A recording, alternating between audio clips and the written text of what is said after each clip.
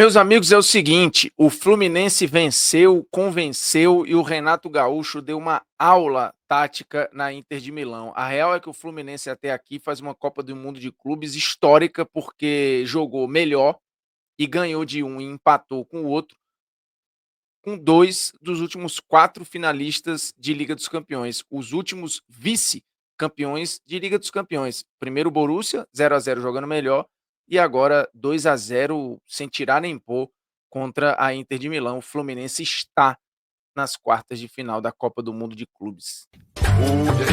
Nunca pensei em ser perfeito, mas vou correr pelo direito.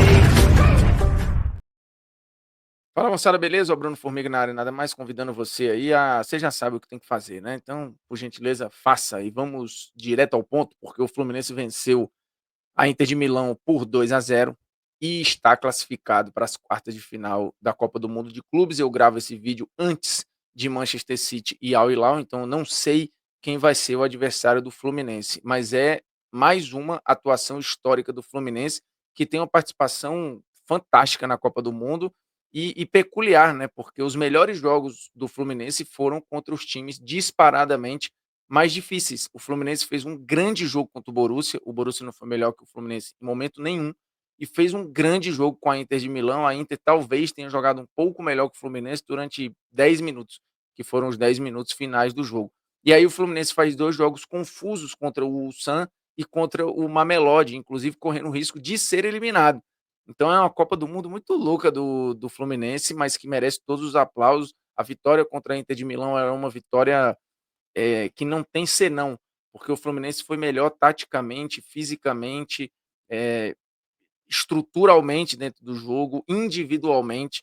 O Fluminense levou a melhor diante da Inter de Milão em todos os aspectos. E o aspecto físico é o que mais me chamou a atenção, né? A quantidade de vitórias que o Fluminense teve em duelos individuais, seja pelo alto, seja por baixo, chegando na frente em todas as disputas, a segunda bola normalmente ficando com o Fluminense.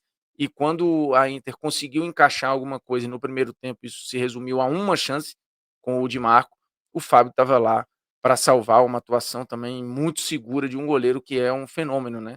Um cara com a idade que tem, com a explosão que tem, com a regularidade que tem, é um negócio muito difícil de se achar. A identificação do Fábio com o Fluminense ela foi quase imediata. O Fábio joga bem com a camisa do Flu desde o dia zero, praticamente, quando chegou. Então, acho que o Fluminense está muito bem vestido com o seu goleiro. E aí, outras atuações individuais que são maravilhosas, né? O John Arias, para mim, é o melhor jogador da Copa do Mundo de Clubes, fazendo outro jogo sublime, sendo muito importante na jogada do gol do Cano, que é muito decisivo e sem problemas físicos. Ele é isso que ele está apresentando na temporada. A passada, 24, é que foi uma temporada fora da curva do Cano no Brasil. No geral, o Cano é esse atacante aí que vai decidir com 1, 2 toques na bola e uma participação muito importante sem bola, né? O que é incrível. O jogo do Thiago Silva é monumental, mas não só dele. Acho que o Freitas e o Ignacio também fazem um jogo praticamente perfeito. Toda a linha de zaga do Fluminense faz um jogo muito bom. E aí vem o mérito do Renato para a leitura do que o jogo pedia, colocando uma linha de 3, que sem a bola também virava uma linha de 5, né, com o suporte de René e Samuel Xavier, tentando jogar a Inter por dentro, matando a Inter pelo lado do campo. Dumfries numa jornada muito ruim, o Di Marco talvez tenha sido o jogador que mais apareceu ali junto com o Barella, mas a Inter é um time que dribla pouco. A Inter, e a gente já tinha falado isso durante os jogos da Champions, é um dos times que menos dribla, por não tem essa quebra de linha individualmente. É um time que movimenta bem a posse, faz alguns desencaixes e movimentos, tem um contra-ataque muito poderoso, essas são as qualidades da Inter. O X1 não é. Então o Renato matou isso, ou jogou a Inter para esse lado do campo para tentar ver o que a Inter se virava, e também matou os contra-ataques da Inter. O que a Inter tem de bom, o Renato não deixou o time executar. Então, na força física, o Thuram não conseguiu levar muita vantagem, o Lautaro demorou muito a entrar no jogo, o meio-campo, fora o Barella, foi todo controlado ali pelo time do Fluminense. Então, a escolha de ter uma linha de 3 zagueiros, mais o Baial à frente, aí ele saca o Hércules. Com essa escalação, acabou sobrando para o Canóbio também sair do time titular. A leitura para o jogo ela foi muito bem feita do Renato. O Renato preparou muito bem o Fluminense para o jogo, o Fluminense executou muito bem o que tinha de executar. e some-se a isso a uma tarde tenebrosa da Inter de Milão, né, errando muita coisa individualmente, passe fora da linha, inversão de bola com força de mais ou com força de menos, gerando várias interceptações do Fluminense, muito erro também que o Fluminense forçou a Inter a cometer, então um casamento de atuações aí, que acabou gerando essa noite ou esse dia histórico para o Fluminense, uma das vitórias internacionais mais impactantes na história do Fluminense, e o time agora está nas quartas de final da competição. Algumas projeções, eu lembro de ter feito a projeção aqui no canal com o desenho que já estava, e achar que passaria a Inter de Milão, mas lembro na TNT fazendo algumas projeções de brasileiros, e olhando pelo caminho, imaginando que o Fluminense podia de repente beliscar, uma colocação no grupo e passar, que o Fluminense, cruzaria não com a Inter nas oitavas e poderia ir para as quartas, né, cruzaria com o Monterrey, né. E aí imaginava que pudesse ir para as quartas de final, mas não foi o que aconteceu. A Inter acabou caindo no meio do caminho, e quando parecia que o Fluminense ia bater no teto, ele se reinventa e faz uma partida até melhor do que contra o Borussia, até porque vence. Já merecia ter ganho do Borussia, não ganhou, e agora conseguiu ganhar da Inter de Milão, assim, cara, é o vice-campeão europeu. E aí você na estreia empata jogando muito melhor do que o outro vice-campeão europeu da temporada anterior. É realmente um recado muito forte do Fluminense, por mais que talvez a vitória que a gente vá lembrar mais, a mais impactante seja a do Botafogo contra o PSG, né, até porque o PSG vinha de um 5-0 com a Inter, 4-0 contra o Atlético de Madrid.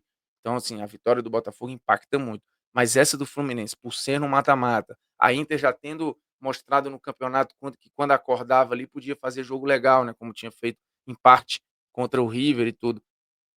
Mas aí o Renato apresenta esse repertório, fazendo algo que nem é habitual na carreira do Renato, mas executando isso com uma precisão e, óbvio, contando com uma execução dos jogadores muito fiel ao que foi conversado, ao que foi perguntado. As divididas, o Fluminense ganhou quase todas, o Fluminense as disputas também levou a melhor em quase todas, então foi uma superioridade em todas as valências do jogo. Individualmente, os jogadores do Fluminense estiveram melhor, coletivamente, nem se fala. Fisicamente, o mental também do Fluminense no jogo, ele não oscilou, nem quando a Inter começou a ter alguma possibilidade ali, na reta final do jogo, o Fluminense não tremeu, e ainda montou um arapuca para conseguir matar o jogo, e aí esse gol vem com o Hércules, que é um cara que está no Fluminense desde o início do ano, tinha demorado a começar a jogar bem, é uma contratação que não foi barata e tal, e com o Renato ele volta a jogar bem.